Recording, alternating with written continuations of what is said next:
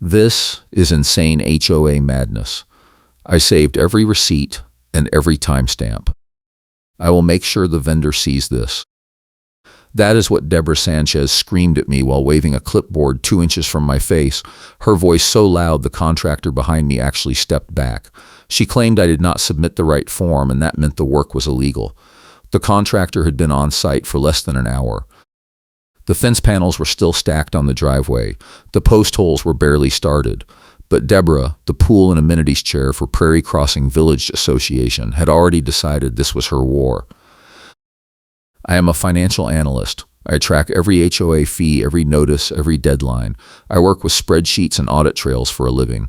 I moved to this quiet Winnipeg neighborhood 2 years ago because I wanted a backyard where I could sit in peace without the neighbors staring at my deck. The HOA rules allowed fences. I read the covenant 3 times. I filled out the architectural request form, attached the contractor quote, and submitted it 6 weeks before the installation date.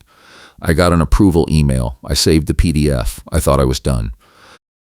Deborah showed up the morning the contractor arrived, and she had a different story. She told me I had used the old form. She said the new form required a survey and a signed neighbor acknowledgement. She said the board had updated the rules in March, and I should have known. I pulled up the approval email on my phone. She did not even look at it. She just kept repeating that the email did not matter because the form was invalid.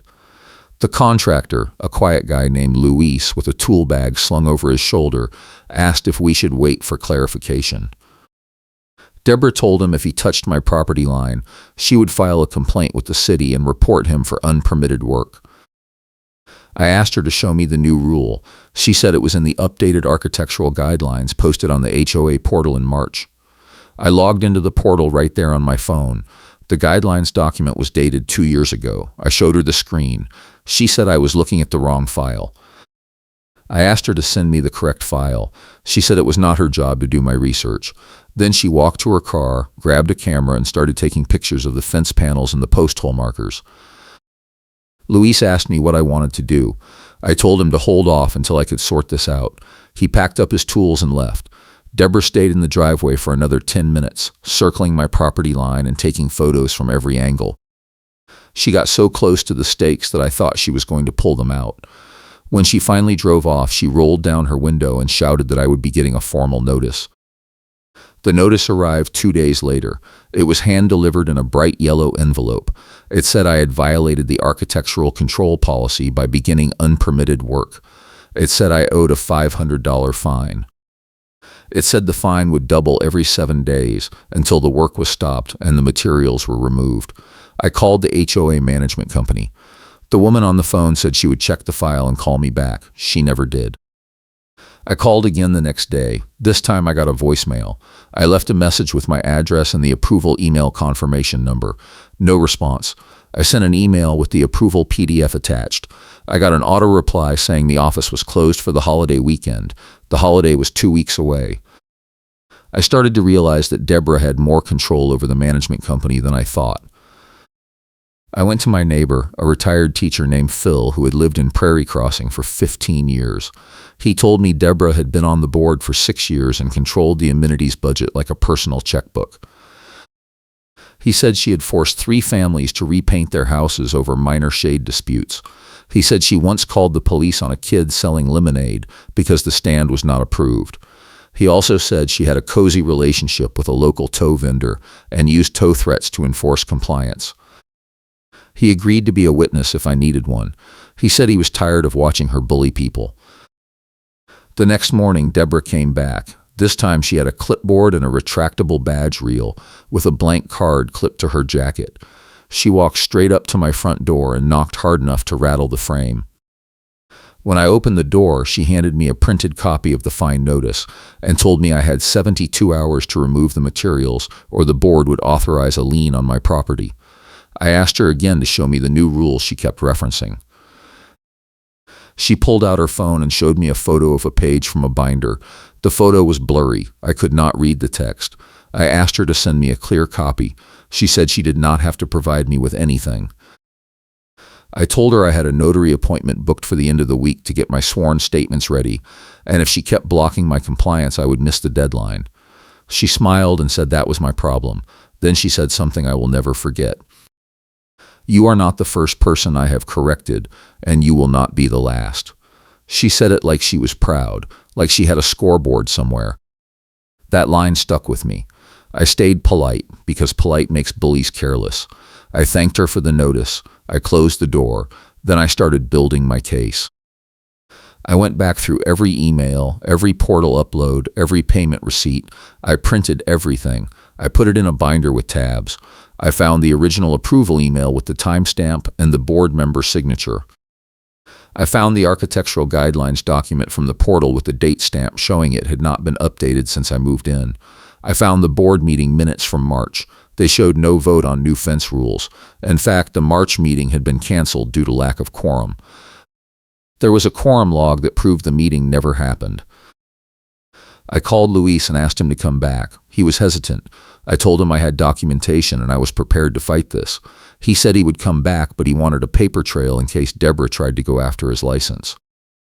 I wrote him a letter on my company letterhead stating that I had received written approval and that any interference was the responsibility of the HOA, not the contractor. He accepted it. We scheduled the work for the following Monday. Deborah found out. I do not know how, but she did. On Sunday afternoon, she went door to door in the neighborhood with a petition. She told people I was installing an illegal fence that would block sight lines and violate setback rules. She said it was a safety issue. She said property values would drop. Phil watched her knock on his door. He opened it, listened to her pitch, and then told her in front of me that he supported my fence and thought the HOA was out of line. She turned bright red and walked away without another word. Monday morning, Luis arrived at 7. He had 2 helpers with him. They unloaded the post hole digger and the fence panels. They set up a bright orange work light aimed at the fence line because the sun had not come up yet. Deborah pulled into my driveway at 7:15. She did not even get out of her car. She just sat there filming with her phone. The phone had a cracked screen, but she held it up against the windshield like she was capturing evidence for a trial. Luis ignored her. We started digging the first post hole. Deborah got out of the car and walked over. She told Luis he was trespassing on HOA common property. Luis stopped digging and looked at me. I pulled out the survey I had ordered 2 weeks earlier. It showed the property line clearly. The fence was 4 feet inside my boundary. Deborah said the survey was wrong. I asked her if she had a different survey. She said she did not need one because she knew where the property line was. Luis kept digging. Deborah called someone on her phone. 10 minutes later, a tow truck pulled up to the curb. The driver got out and walked over to Deborah. They talked for a minute. Then the driver walked over to Luis and asked if the truck parked on the street belonged to him. Luis said yes. The driver said he had been called to tow it for illegal parking. Luis pointed to the street sign. It said no parking restrictions. The driver looked confused. He asked Deborah for the authorization paperwork. She said it was a neighborhood safety issue and the board had the authority to request tows. The driver said he needed something in writing. Deborah got angry. She told him she was the pool and amenities chair and her word was authorization enough. The driver hesitated. He looked at me. I told him I was the property owner and there was no violation. He looked at Luis. Luis showed him the contractor agreement with my signature. The driver got back in his truck and left. Deborah screamed that she would make sure he never got another contract in Prairie Crossing. That was the moment I knew she was reckless. She had just tried to intimidate a licensed contractor with a fake tow threat in front of witnesses. I made a note of the time and the tow company name on the truck. I took a photo of Deborah standing next to the driver. She did not notice because she was too busy yelling. Luis finished the first 2 post holes by noon. We poured concrete and set the posts. Deborah stayed in her car filming the entire time. Around 2, a gate technician with a tool bag walked up mid-argument. He said he was there to inspect the HOA access gate at the end of the block. He saw Deborah filming and asked if there was a problem. She told him I was installing an illegal fence. He asked if she had a stop work order. She said she did not need one. He shrugged and walked away. She screamed after him that he should be documenting this. By the end of the day, we had 6 posts set. Luis said he would come back in 2 days to attach the panels once the concrete cured. I paid him half up front and told him to keep every receipt. He said he had never seen an HOA go this hard over a fence. I told him I had never seen an HOA go this hard over anything. That night I got an email from the management company. It said my architectural request had been denied due to incomplete documentation. It said the approval email I received was issued in error. It said I needed to submit a new request with the updated form, a certified survey, and signed acknowledgement letters from all adjacent neighbors. It said any work completed without approval would be subject to removal at my expense. The email was dated that morning, but it had been sent at 11 at night. I replied immediately asking for a copy of the updated form and the new rule. I got no response. I called my attorney the next morning. He was a real estate lawyer I had used when I bought the house. I explained the situation. He said it sounded like selective enforcement and possibly harassment. He said if the HOA kept escalating, we could file for an injunction to stop the fines and the tow threats. He also said I needed to keep documenting everything. I told him I already had a binder. He laughed and said I was ahead of the game. 2 days later, Luis came back to finish the fence. Deborah was waiting in my driveway when he arrived. This time she had another woman with her, someone I had never seen before. The woman introduced herself as the board president. She said the board had reviewed my case and determined that the fence violated multiple sections of the covenant. She rattled off section numbers like she had memorized them. I asked her to show me the sections. She said they were available on the portal. I told her I had read the portal and there was nothing about the issues she was describing. She said I must have missed it. Then she handed me a new fine notice. This one was for $1,500. I stayed calm. I asked her if the board had met to discuss this. She said yes. I asked for the meeting minutes. She said they would be posted within 30 days. I asked if the meeting had a quorum. She paused. Then she said that was confidential board business. I told her quorum logs were not confidential under the bylaws. She turned to Deborah and said they should leave. Deborah did not move. She stood there staring at me with her phone in her hand, still filming. Luis attached the first panel, then the second, then the third. By noon, the fence was half done. Deborah made a phone call. 20 minutes later, a city inspector pulled up. He introduced himself and said he had received a complaint about unpermitted work. I showed him the contractor agreement and the survey. He walked the property line. He checked the setback. He measured the fence height. He said everything looked fine and there was no permit required for a privacy fence under 6 feet on private property. He gave me a signed inspection slip and left. Deborah screamed that he was wrong.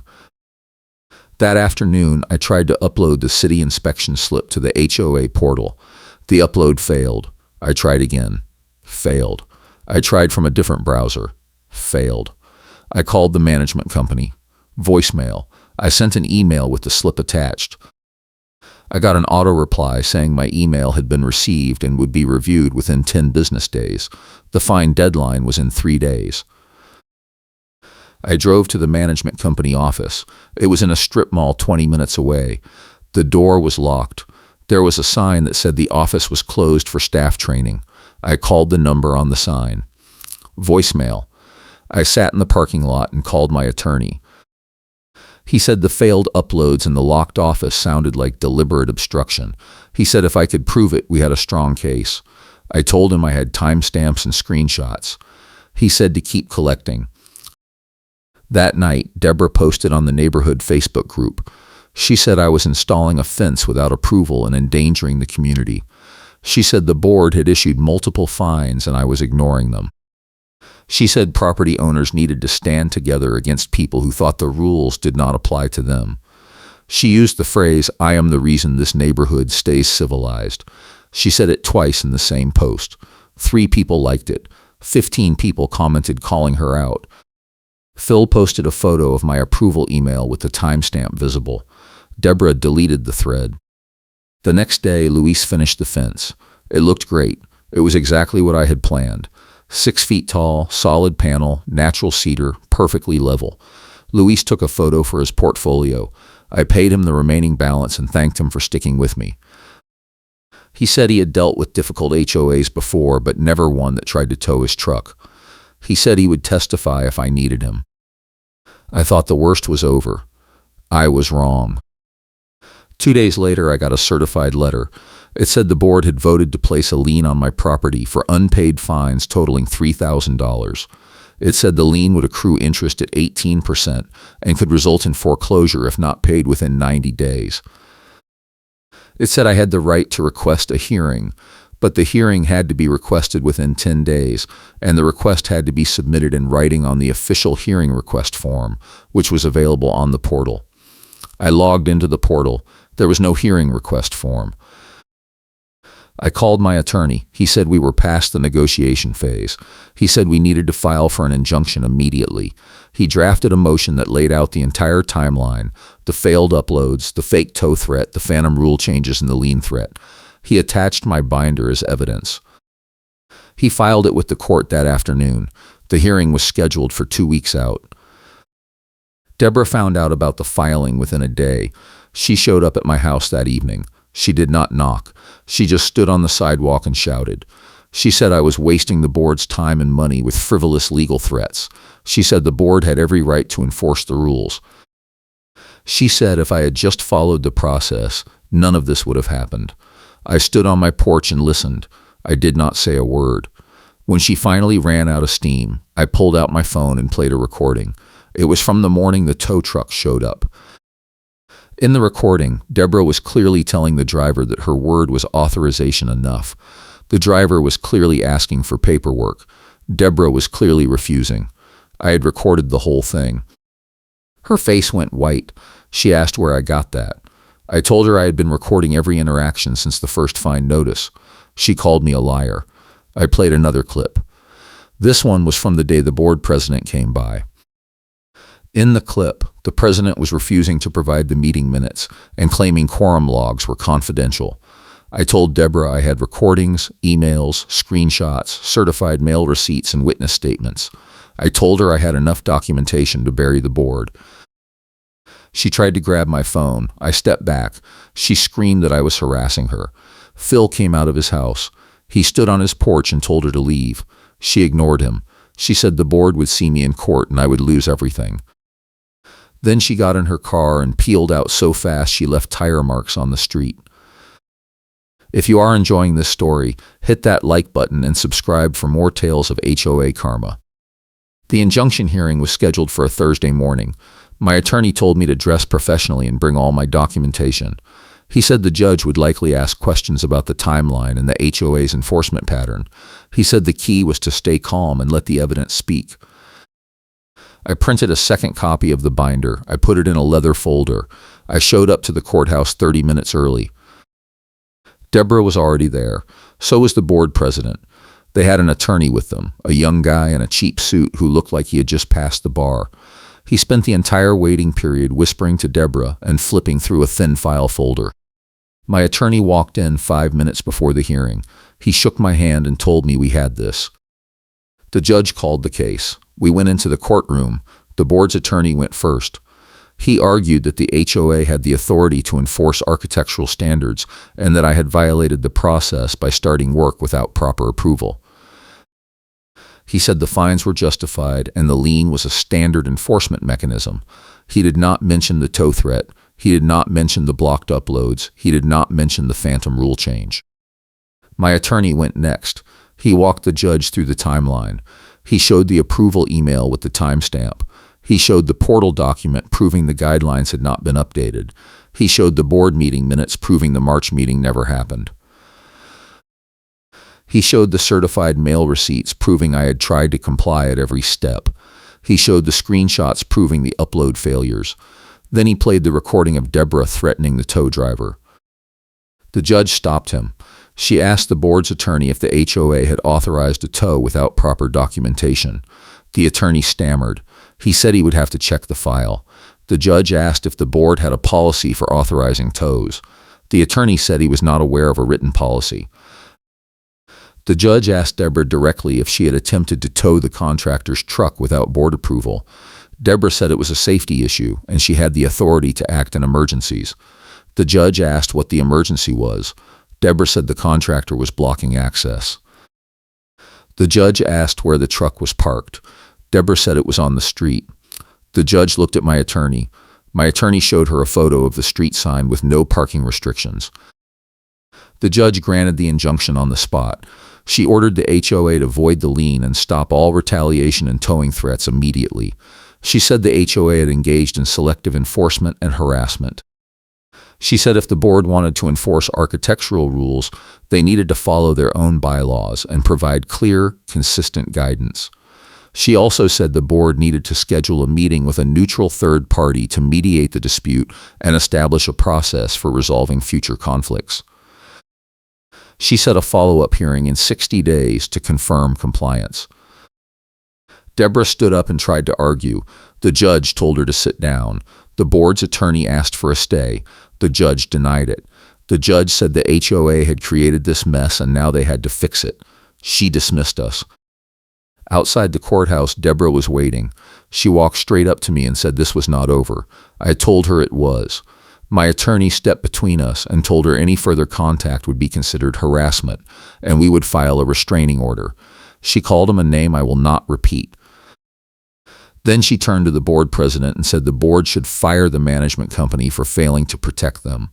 The board president looked exhausted. She told Deborah they would discuss it at the next meeting. Deborah stormed off. The next week, I got an email from a new management company. They introduced themselves and said they had been hired to take over Prairie Crossing. They said they were reviewing all active disputes and would be reaching out to schedule mediation sessions. They said the board had agreed to adopt a new architectural approval process with clear timelines and appeal rights. They said my case would be the first one reviewed under the new process. They apologized for the previous company's handling of the matter. I replied and thanked them.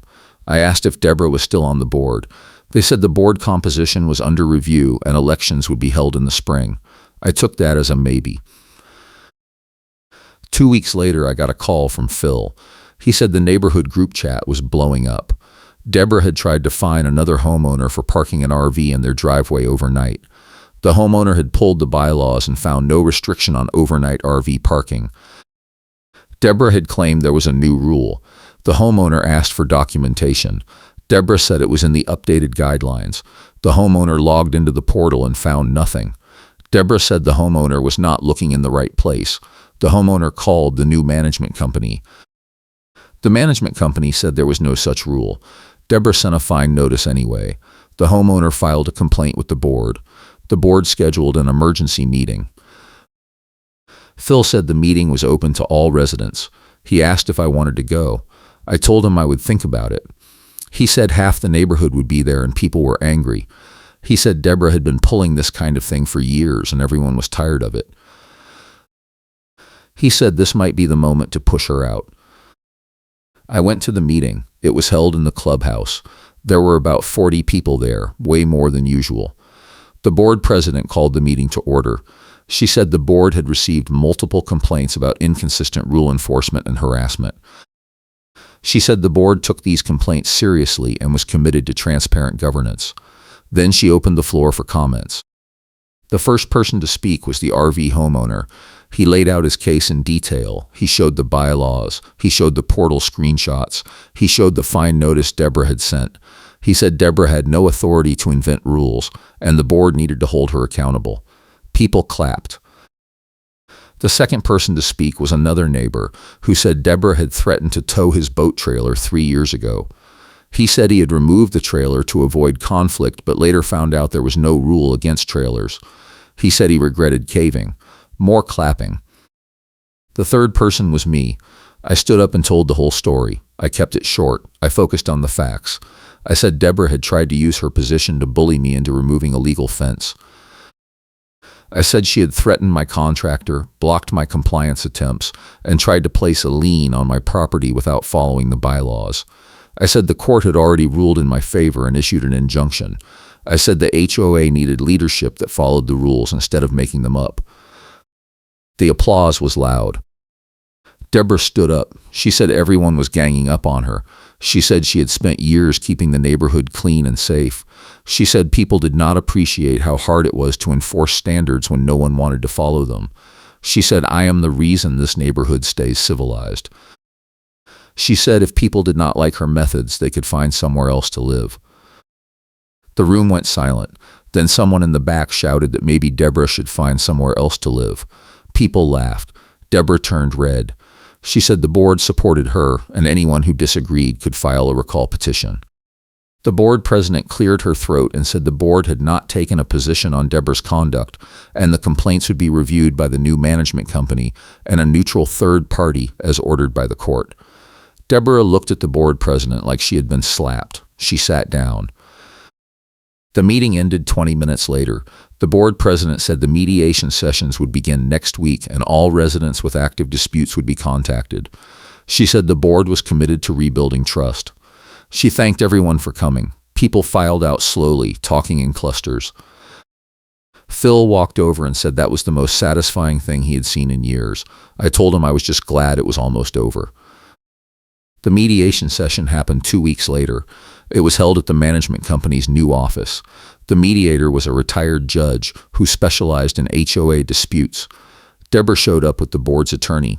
I brought my attorney and Phil as a witness. The mediator started by laying out the ground rules. She said both sides would have a chance to present their case. She said the goal was to reach a fair resolution that followed the bylaws and ended the conflict. Deborah went first. She said I had disregarded the process and started work without proper approval. She said she had acted appropriately by issuing fines and escalating enforcement. She said the court's injunction was based on a misunderstanding of the board's authority. My attorney interrupted and asked Deborah to explain the authorization for the tow threat. Deborah said it was a judgment call. My attorney asked if she had documented the judgment call or sought board approval. Deborah said she did not need to because she was an officer of the HOA. My attorney asked her to cite the bylaw that gave her that authority. Deborah could not.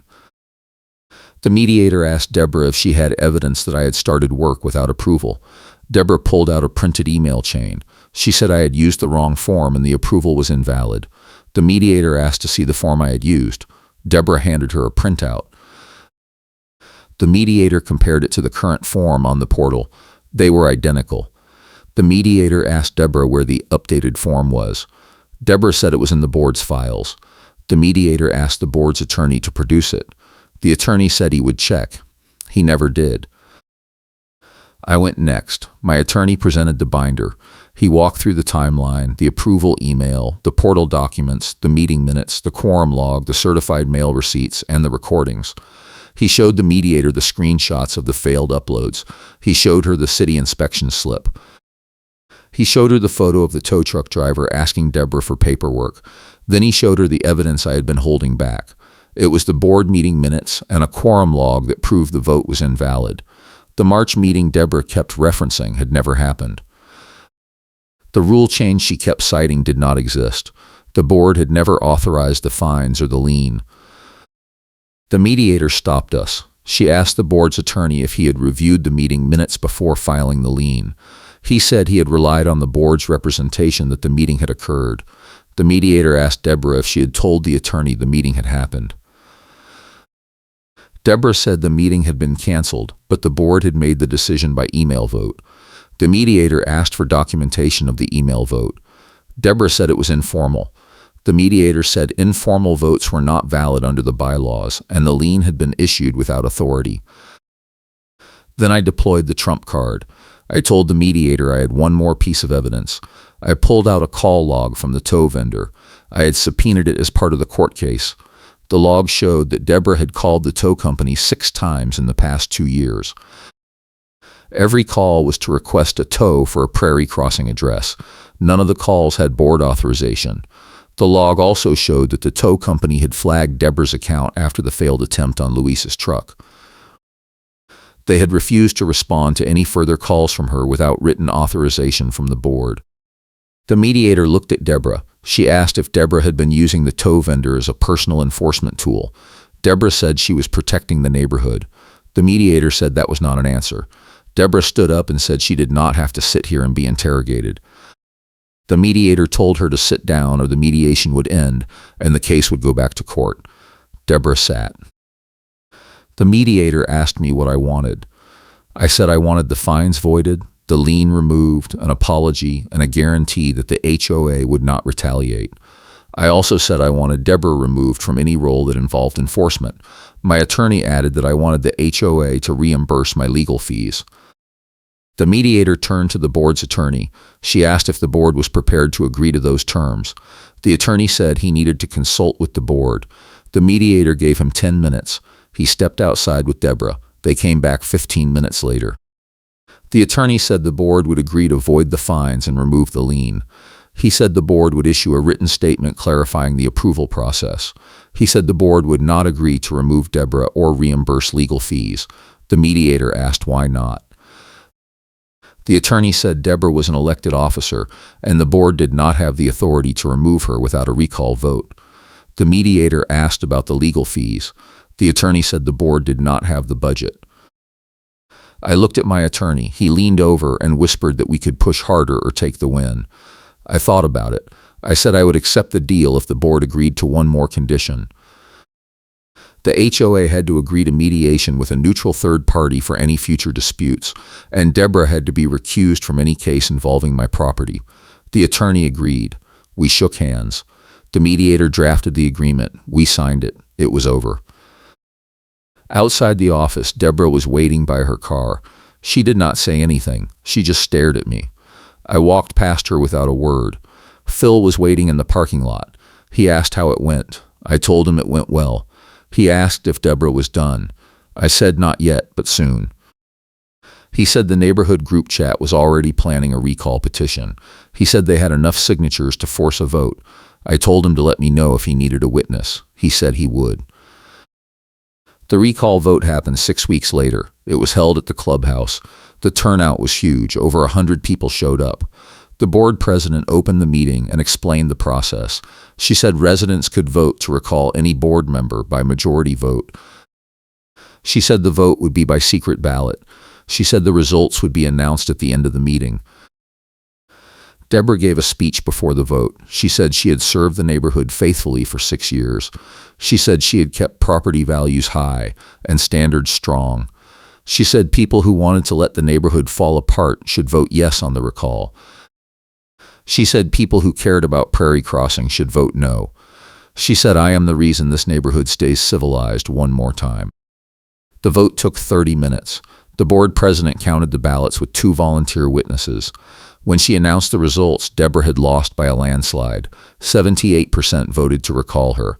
She stood up, grabbed her coat, and walked out without a word. People clapped.